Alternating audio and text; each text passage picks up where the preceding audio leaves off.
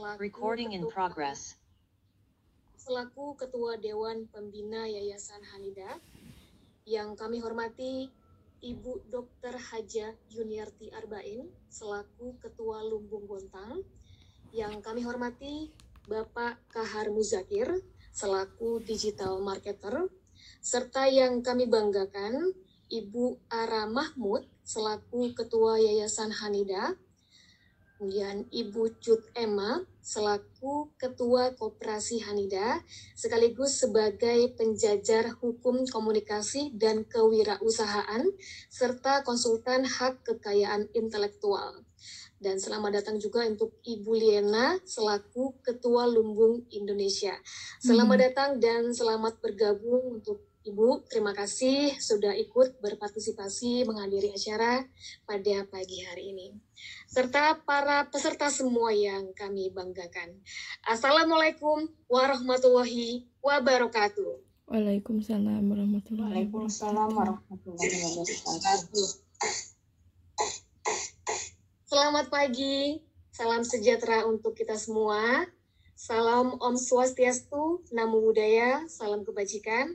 Alhamdulillah, marilah kita panjatkan puji dan syukur kehadirat Allah Subhanahu wa Ta'ala yang telah melimpahkan rahmat dan karunia-Nya kepada kita semua, sehingga kita dapat berkumpul bersama di layar yang sama dalam acara webinar Bincang UMKM Lokal Bontang, Melek Digital, Omset Maksimal. Baik, sebelumnya saya ingin memperkenalkan diri terlebih dahulu. Nama saya Putri Karisma Ruslan. Saya yang akan memandu jalannya acara pada pagi hari ini hingga selesai nanti. Adapun susunan acara pada pagi hari ini, yang pertama adalah pembukaan, kemudian dilanjutkan dengan doa. Acara selanjutnya sambutan dari para narasumber, kemudian dilanjutkan dengan diskusi tanya jawab, serta dilanjutkan dengan closing statement dari para narasumber, serta penutup. Acara ini terselenggara atas kerjasama dari Hanida Foundation, Koperasi Hanida Indonesia Bersinar, Lumbung Indonesia, Lumbung Kota Bontang, dan juga Bontang Local Heroes yang didukung oleh Bontangku, Bontang Kita, dan juga SKFM. Baik, sebelum acara ini dimulai, agar situasinya berjalan dengan lancar, serta tidak ada putus jaringan, dan semua terkondisikan dengan baik, marilah kita berdoa bersama-sama menurut keyakinan masing-masing. Berdoa dipersilahkan.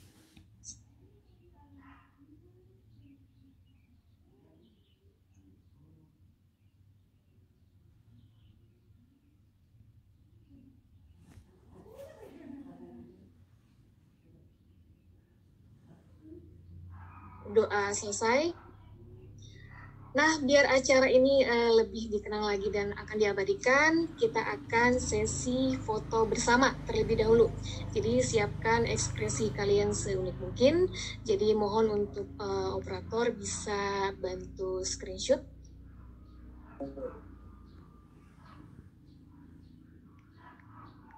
Baik, di sini ada 3 slide.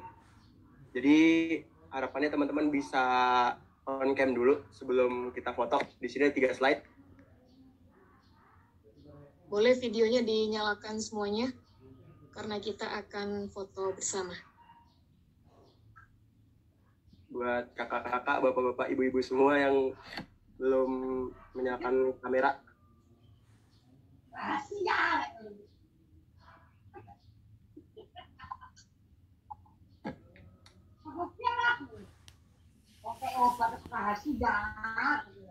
Oke, kita foto di slide pertama. 1, 2, 3.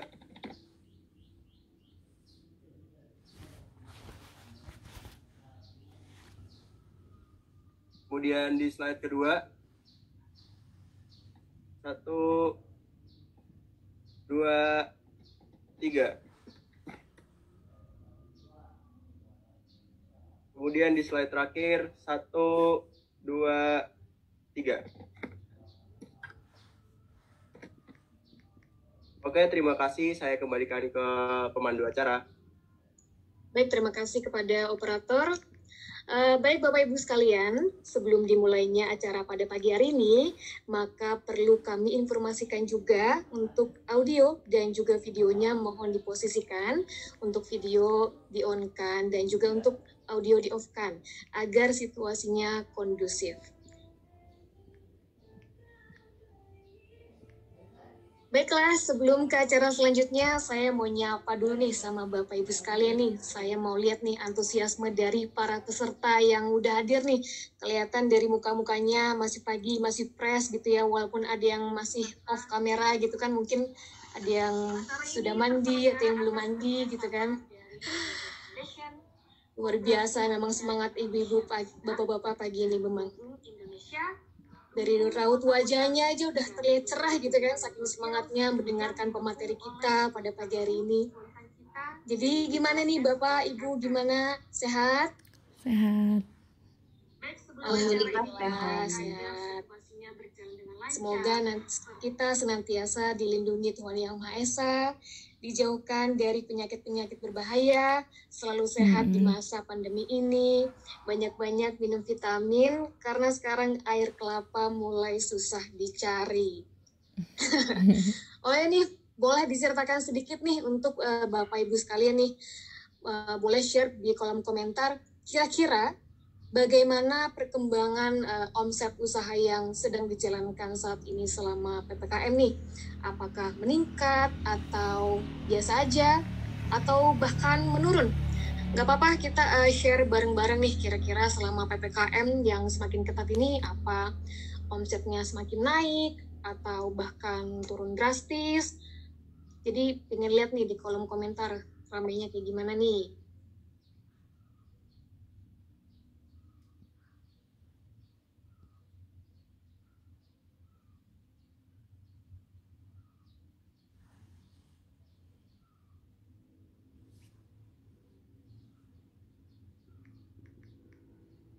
Oke, baik, sambil berjalannya waktu,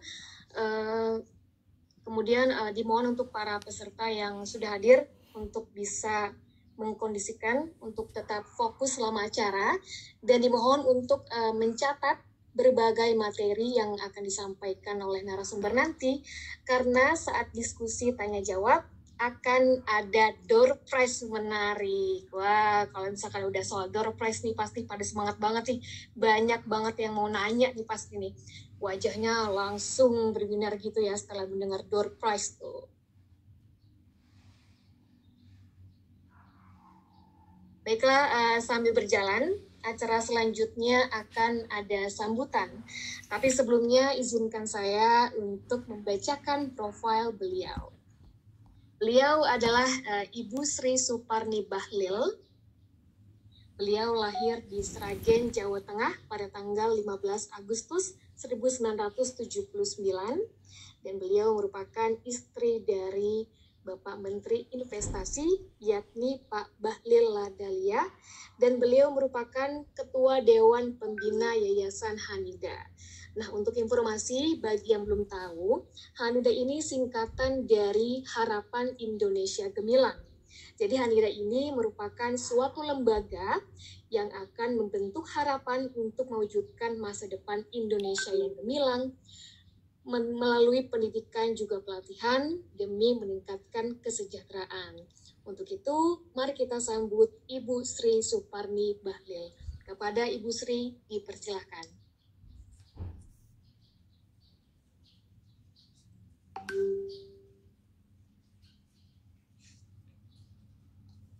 Mohon maaf tadi ada trouble sedikit.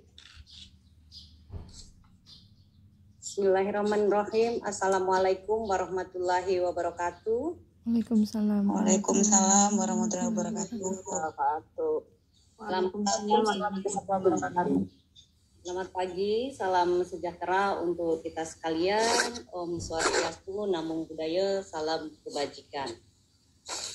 Sebagai umat beragama, marilah kita senantiasa memanjatkan puji syukur kehadirat Allah Subhanahu wa Ta'ala, karena atas limpahan rahmat dan hidayahnya sehingga di waktu yang berbahagia ini kita semua dalam keadaan sehat walafiat, dan kepada saudara-saudara kita yang sedang diuji dengan sakit, mari kita doakan semoga lekas pulih kembali. Amin. Salawat serta salam kita kirimkan kepada junjungan kita Nabiullah Muhammad Sallallahu Alaihi Wasallam sebagai pembawa suri tauladan yang telah mengantarkan kita dari zaman yang gelap ke zaman yang penuh dengan pencerahan. Yang saya hormati Ibu Dr. Yuniarti Arbian selaku Ketua Lumbung Bontang yang menginisiasi terselenggaranya acara ini. Saya tahu Ibu Dokter tentunya sangat sibuk sekali ya dengan aktivitasnya dan Masya Allah beliau sekarang lagi diuji ya dengan sementara lagi terpapar COVID-19 tapi dengan semangat yang luar biasa demi berkontribusi ya untuk para UMKM yang ada di Bontang, tapi alhamdulillah semangatnya luar biasa dan hadir di tengah kita. Terima kasih. Mudah-mudahan lekas sehat dan terus semangat ya. Amin amin insya Allah Ibu. Yang saya hormati Bapak Kahar Muzakir, salam kenal Pak Kahar. Sebagai narasumber pada hari ini saya menyampaikan terima kasih atas kesediaannya Bapak untuk berbagi ilmu kepada UMKM khususnya yang ada di Kota Bontang. Yang saya hormati pula Ketua Yayasan Hanida Ibunda Tercinta Ibu Musarafah Mahmud, alhamdulillah telah hadir di tengah-tengah kita juga yang tak bosan-bosan mensupport kita. Yang saya hormati juga Ibu Cut Emma, ini adinda saya yang luar biasa yang juga selalu mensupport saya tiada henti. Adinda Ketua Lumbung Indonesia, ya Teh Lina Mulyadi yang juga luar biasa gerakannya, dan seluruh peserta bincang UMKM yang mohon maaf tidak mengurangi rasa hormat, saya tidak bisa sebutkan satu. Bapak Ibu hadirin yang berbahagia, mungkin sedikit saya ingin menceritakan ya sebelum pandemi COVID-19 melanda, sebenarnya kita sudah mendapat peringatan atau semacam lampu kuning bahwa dunia dan terkhusus bidang bisnis akan memasuki lingkungan baru, yakni VUCA. VUCA ini merupakan akronim atau ketidakpastian ya. Dan era baru tersebut membuat banyak perusahaan besar harus menyesuaikan diri dengan melakukan inovasi, meninggalkan cara-cara lama dan terus menyesuaikan dengan tuntutan zaman yang tidak mampu beradaptasi harus menerima kenyataan. Sebut saja perusahaan Nokia ya. Nokia misalnya yang dulu ketika kita menyebut telepon genggam pada masanya ya, maka yang terbayang pertama itu adalah merek tersebut yang dulu kalau nggak salah saya masih SMA ya, kuliah ya, itu merek Nokia itu luar biasa yang sangat digandrungi masyarakat pada zamannya ya. Dan kini Nokia hanya menjadi kenang-kenangan, bahkan di antara kita apalagi yang milenial yang sekarang ini termasuk MC kita Mbak Putri, masih kenal Nokia nggak, merek Nokia ya Mbak Putri ya? Masih masih legend banget ya, tapi sekarang susah kita iya menggunakan merek tersebut ya. Iya, mungkin itu tinggal kenangan. Jadi kalau sekarang zamannya para milenial mungkin yang masih mengingat ya, itu berarti masih zaman-zaman era berapa Kak ya? 90-an, 2000 ya. Seperti itu. Dan apakah mereka melakukan kesalahan? Tentu tidak ya. Hanya saja di saat yang sama para pesaing melakukan inovasi dan mengikuti tren tuntutan zaman. Ya, para ahli tersebut ini sebagai era disrupsi yang tidak mampu mengikuti perubahan akan tergilas oleh perubahan itu sendiri. Ya, dalam era inilah melahirkan banyak inovasi terutama yang terkait dengan dunia digital. Berbagai platform hadir di tengah-tengah kita, mulai dari pemesanan transportasi hingga membeli keperluan rumah tangga bisa dilakukan tanpa beranjak dari rumah. Bapak, Ibu hadirin yang saya kasihi, satu hal terkait dengan era disrupsi ini adalah persaingan. Ya, dahulu rumah sakit akan bersaing dengan rumah sakit, kedai kopi akan bersaing dengan kedai kopi, bank bersaing dengan bank, demikian juga dengan usaha UMKM, saingannya adalah usaha yang sejenisnya.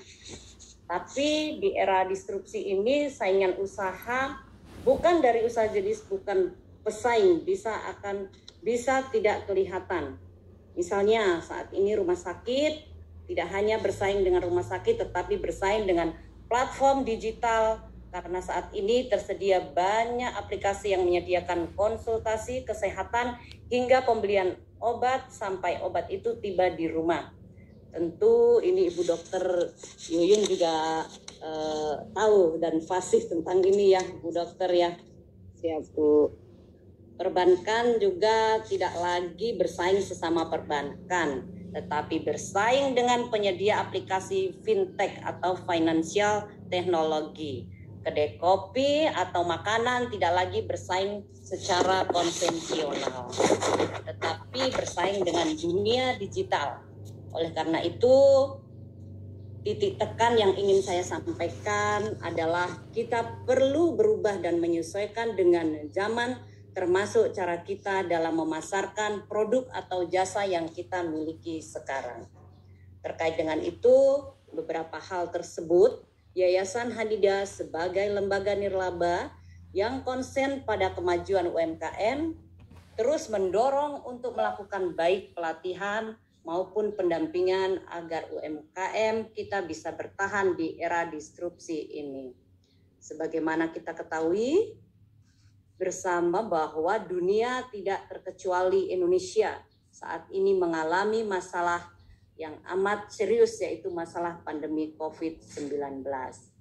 Masalah ini tidak hanya berdampak pada kesehatan saja, juga pada tatanan perekonomian, termasuk pada usaha UMKM yang saat ini benar-benar mengalami turbulensi. Namun demikian, dengan masalah besar tersebut bukan berarti kita akan menyerah. Justru ini menjadi tantangan untuk kita agar lebih gigih dan berinovasi. Mari memanfaatkan teknologi yang saat ini ada di sekitar kita.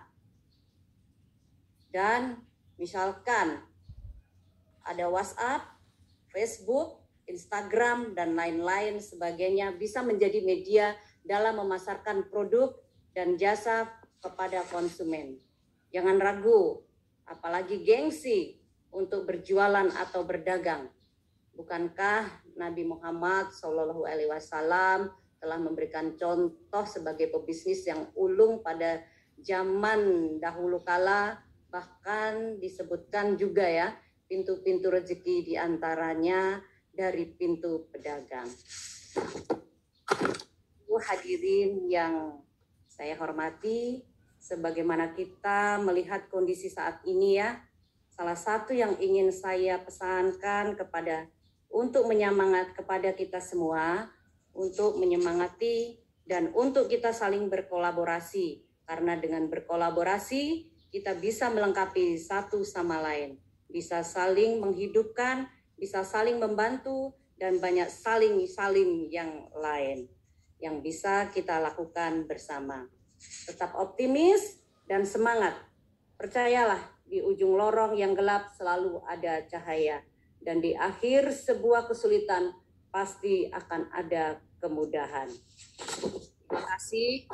Marilah kita mengikuti sesi diskusi ini. Semoga kita bisa menyerap ilmu yang akan disampaikan oleh para narasumber kita dan bisa mengaplikasikan pada usaha kita masing-masing, dan atas izin Allah kita semua akan sukses dan insya Allah kita maju bersama.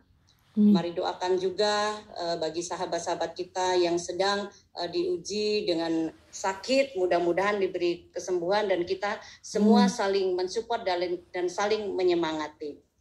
Demikian yang bisa saya sampaikan, kurang lebihnya mohon dimaafkan. Bila taufik walhidayah, wassalamualaikum warahmatullahi wabarakatuh. Waalaikumsalam warahmatullahi wabarakatuh. Baik, terima kasih kepada Ibu Sri yang sudah memberikan sambutan luar biasanya. Baik, selanjutnya kita akan mendengarkan pemaparan materi tentang bagaimana kondisi UMKM di Kota Bontang serta inovasinya. Sebelum itu, saya akan membacakan profil beliau. Beliau adalah Dr. Hajah Yuniarti Arbain, atau bisa lebih disapa Dr. Yuyun. Beliau lahir di Samarinda tanggal 7 Juni 1982 dan pendidikan terakhir beliau yang sedang dijalani saat ini adalah Fakultas Ekonomi dan Bisnis Universitas Mula Warman Samarinda. Jabatan yang sekarang beliau pegang saat ini mungkin saya akan membacakan beberapa.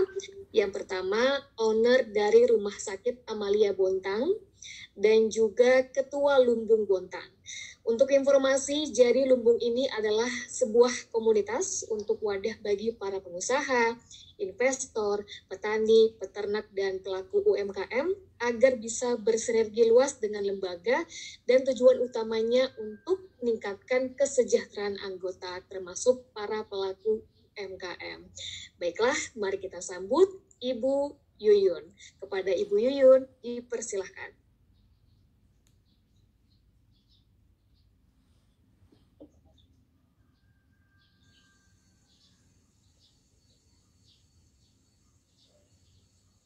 Assalamualaikum warahmatullahi wabarakatuh. Dan selamat pagi. Selamat pagi dan salam sejahtera untuk kita semua. Ibu Sri Bahlil, Ibu Setulina dan rekan-rekan semua yang telah hadir di acara hari ini. Alhamdulillah Ibu, hari ini pesertanya yang ikut Zoom kurang lebih 63 peserta. Target kami adalah 100, tetapi ada beberapa kendala yang mereka alami, susah untuk masuk ke Zoom saat ini. Tetapi mudah-mudahan walaupun acara sudah dimulai, mereka masih tetap bisa masuk sehingga nanti materi yang dibawakan oleh Bang Kahar bisa mereka ikuti. Boleh di-share, Bang Sandi? Ya, mengingat kondisi Bontang saat ini, Bontang adalah termasuk zona merah, di mana yang ditetapkan oleh pemerintah pusat. Kita termasuk PPKM darurat selain Jawa dan Jakarta. Bontang ini adalah kota kecil di ujung sekali sebenarnya, dan penduduk kita hanya 180.000. Tetapi kasus COVID-19-nya begitu luar biasa, sehingga kota Bontang adalah termasuk PPKM darurat yang ditetapkan oleh pemerintah pusat. Jadi harapan saya buat teman-teman semua yang hadir di sini tetap melakukan prokes dimanapun berada. Walaupun saya prokesnya luar biasa, tetapi namanya sedang diuji sama Allah, ya tetap saya juga terpapar COVID-19.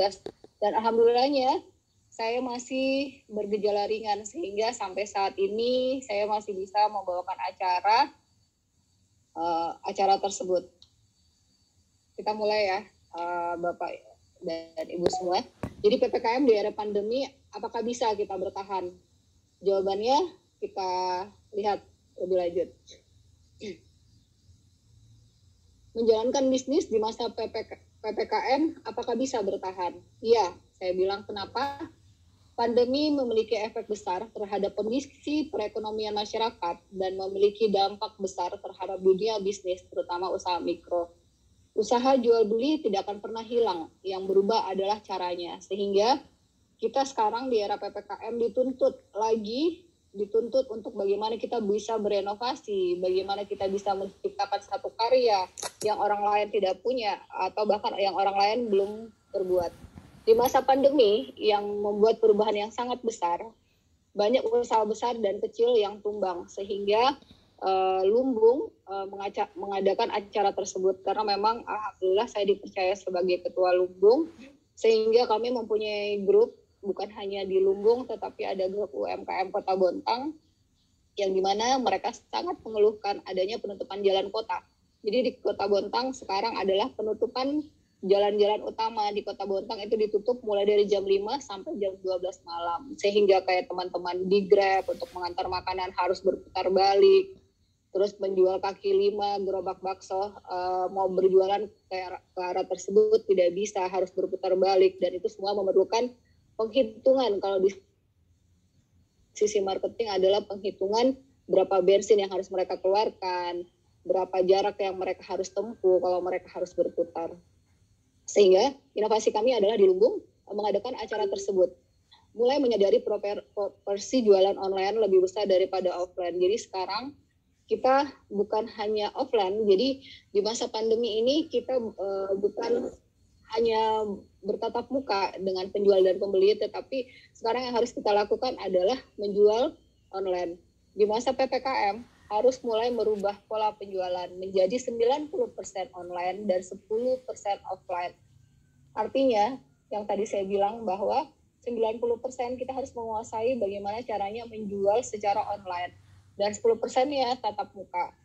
Menyiapkan jasa layanan pesan antar bisa mendapat keuntungan ganda dari makanan dan jasa pengantaran. Jadi kita bukan hanya, kalau kita offline, kita itu hanya menjualnya, kalau misalnya harganya 10.000 ya kita cuma dapat 10.000. Tapi kalau kita berjualan secara online, di situ juga ada ongkirnya yang harus kita bayar, sehingga pendapatan kita bisa menjadi double.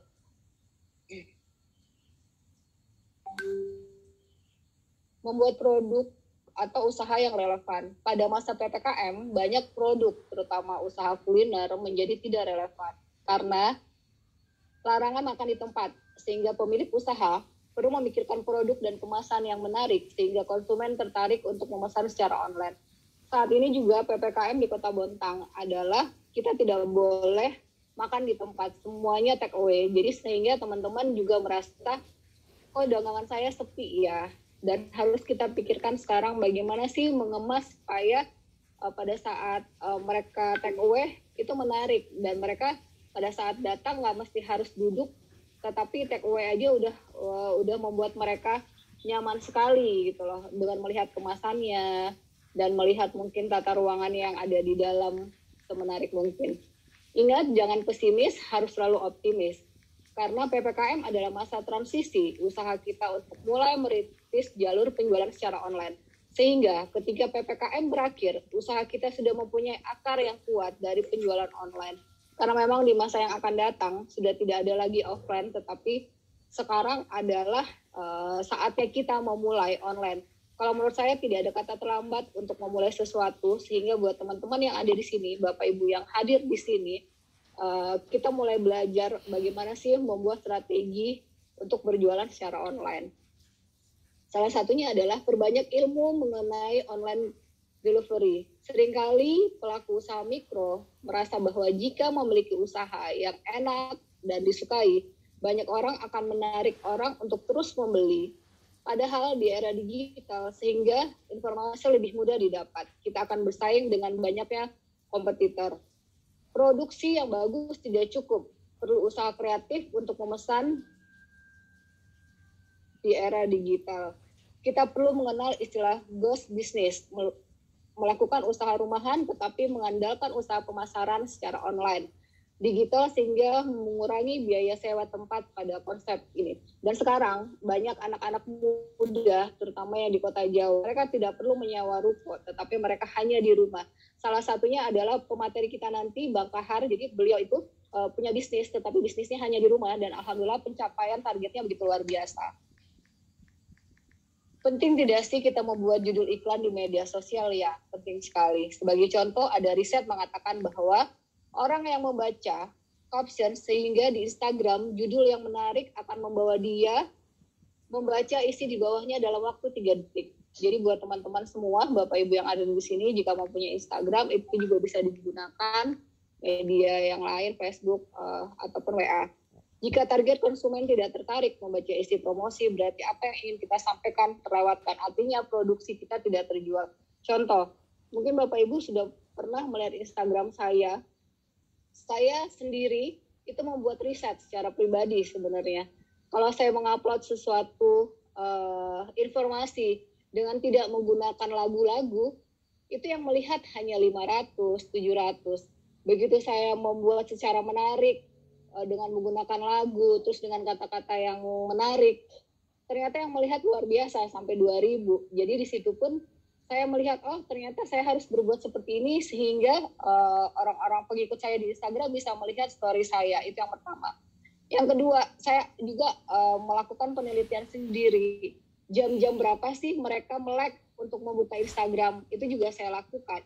Padahal kalau mau saya pikir itu nggak penting, tetapi buat saya penting untuk saya selalu membuat salah satu edukasi ke pengikut-pengikut saya bahwa sekarang pandemi memang lagi luar biasa ya. Jadi saya fokusnya ke kesehatan sehingga membuat satu-satu poster yang mereka akhirnya membaca dan memahami bahwa pandemi itu seperti ini. Tips jual handle di media sosial ketakutan dan kelangkaan. Hanya hari ini diskon 30%.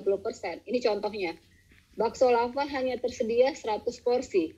Judul seperti di atas membuat konsumen takut jika promosi terlewatkan atau kehabisan produk yang ingin diinginkan sehingga mendorong konsumen untuk segera membeli karena secara tidak sadar. Jadi ini adalah salah satu contoh bagaimana caranya kita membuat promosi untuk hari ini. Jadi contohnya juga kayak saya punya klinik skincare, saya selalu membuat promosi-promosi yang dimana mereka tertarik untuk datang ke skincare yang saya punya seperti itu. Dan kata-katanya pun menarik, jangan membuat satu kata-kata yang orang tidak paham ataupun orang tidak mengerti maksud dari promosinya ini seperti apa.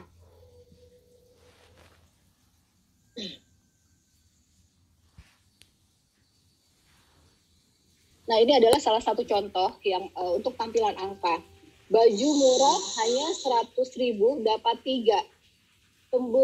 Tembus murah roti bakar enak hanya 15.000 sudah sampai di depan rumah. Menu sehat makan siang hanya 250 kalori. Judul seperti di atas membuat konsumen secara ingin mencoba atau membeli karena tahu berapa manfaat yang dia dapat secara jelas.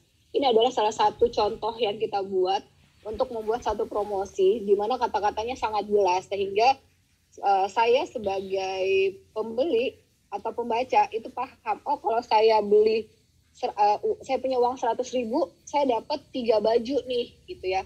Jadi itu adalah salah satu yang disebut adalah promosi tampilan angka.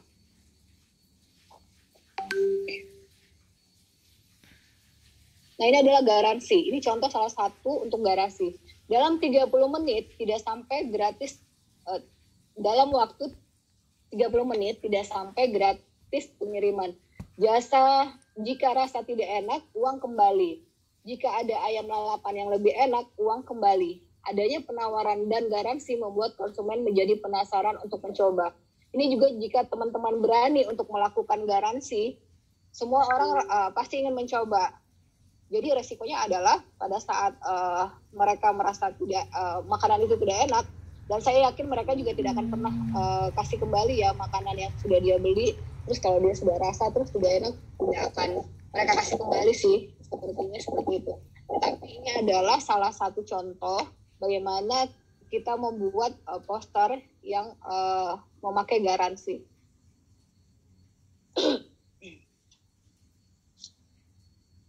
Dan ini adalah salah satu contoh lagi sensasional, di mana rasa mewah, harga murah. Tinggal cat, makanan sudah ada di depan Anda. Belanja sayur tanpa perlu kepanasan. Ini juga adalah salah satu sensasional yang bisa kita buat, di mana kalau misalnya kita belanja sayur tidak perlu kepanasan. Karena kenapa? Si penjual itu akan mengantarkan secara langsung ke tempat tujuan kita. Sesuatu yang sensasional membuat konsumen penasaran untuk mencoba, memesan atau membeli.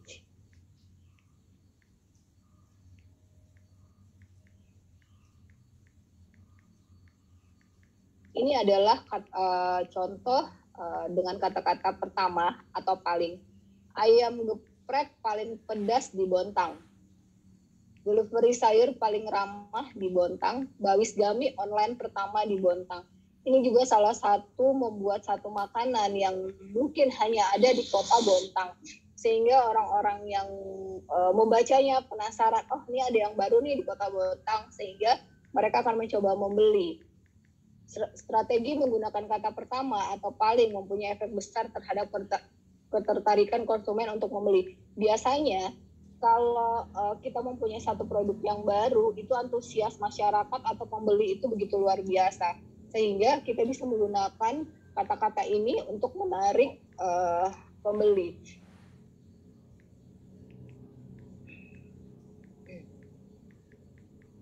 Di sini kita hanya saat ini, pada saat era PPKM, kita hanya dua yang bisa kita pikirkan.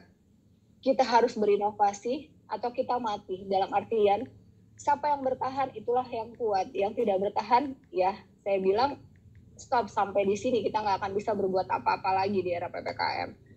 Kita harus selalu mengikuti perkembangan zaman untuk dapat bersaing dengan kompetitor yang akan selalu muncul. Sehingga teman-teman dan Bapak Ibu yang ada di sini, harapan saya besar sekali untuk terus melakukan inovasi. Atau kita akan kalah dengan satu keadaan sekarang di mana COVID-19 begitu luar biasa, mempunyai dampak besar terhadap pelaku-pelaku UMKM, terutama di Kota Bontang.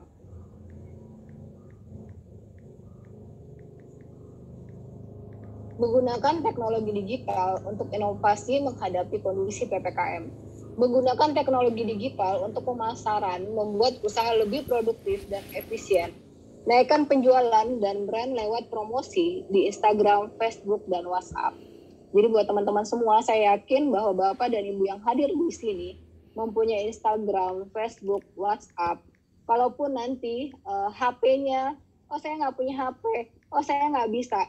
Satu yang saya bilang, kita hanya punya modal sedikit saja untuk membeli HP, mungkin sekitar 1 jutaan. Dibanding kita nanti akan kalah dengan keadaan sekarang di mana kita tidak bisa menggunakan teknologi.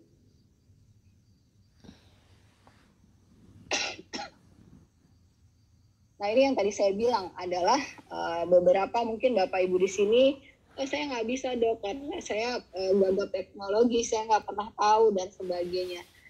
Saya tidak punya akun media sosial, harus segera punya. Atau kamu akan tenggelam oleh kompetitor baru yang memasarkan barangnya lewat media sosial. Kita biasa lihat orang live, ya, orang live di Facebook itu luar biasa, mereka saling share. Nah itu juga adalah salah satu bentuk ajang promosi dia untuk jualannya laku, tanpa harus berjualan secara offline. Follower saya hanya sedikit, caranya seperti apa? Manfaatkan teman atau orang yang mempunyai pengaruh besar dan followers yang banyak untuk membantu promosikan usaha kamu. Contoh, seperti yang saya bilang tadi, saya adalah pelaku di Instagram, follower saya banyak. Teman-teman boleh meminta kepada saya untuk dok, tolong dong promosikan barang saya. Sehingga saya membuat satu poster atau saya membuat satu kegiatan di mana judulnya adalah saya beli makanan kalian dan saya promosikan, dan itu saya membuatkan video lalu saya membeli barang teman-teman. Salah satu tujuan saya adalah ingin membantu teman-teman pelaku UMKM untuk jualannya juga bisa laku, dan setelah itu saya promosikan bahwa makanannya teman-teman yang saya beli adalah layak untuk dibeli, seperti itu. Saya kurang kreatif membuat konten promosi, banyak mencari referensi dan mencontoh konten dari usaha orang lain. Terus belajar dan tidak boleh menyerah karena hanya butuh waktu untuk terus belajar menjadi lebih kreatif. Jadi jujur Bapak Ibu, saya juga adalah salah satu orang yang gaptek banget.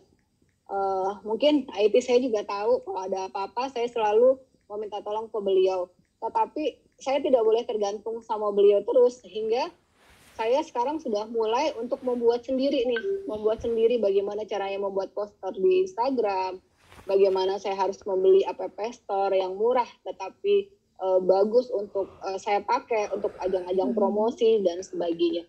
Jadi memang harus banyak belajar. Bahkan saya selalu membuka Google bagaimana sih cara membuat poster-poster yang menarik sebagai untuk dilampirkan atau supaya teman-teman suka nih untuk melihat story-story yang saya buat. Seperti itu. Nah, ini adalah jangan malu atau takut meminta tolong orang lain, berpengaruh atau menggunakan jasa artis Instagram untuk membantu promosi usaha Anda. Memang kalau saat ini teman-teman selebgram mungkin mempunyai tarif tersendiri untuk melakukan promosi. Tetapi kalau jika teman-teman belum bisa melakukan hal tersebut, teman-teman bisa mengajak diskusi. Biasanya teman-teman selebgram itu untuk boleh nggak sih tanpa harus saya bayar, tetapi saya akan kasih gratis misalnya barang-barang yang saya punya. Nah, ini adalah salah satu contoh yang saya lakukan untuk mendukung UMKM Kota Bontang, di mana memang salah satu caranya mengetek Instagram saya, tetapi barangnya akan saya beli, dan itu setelah itu saya buatkan video. Keuntungan saya adalah saya mendapat followers lagi yang lebih banyak. Mungkin contohnya seperti itu.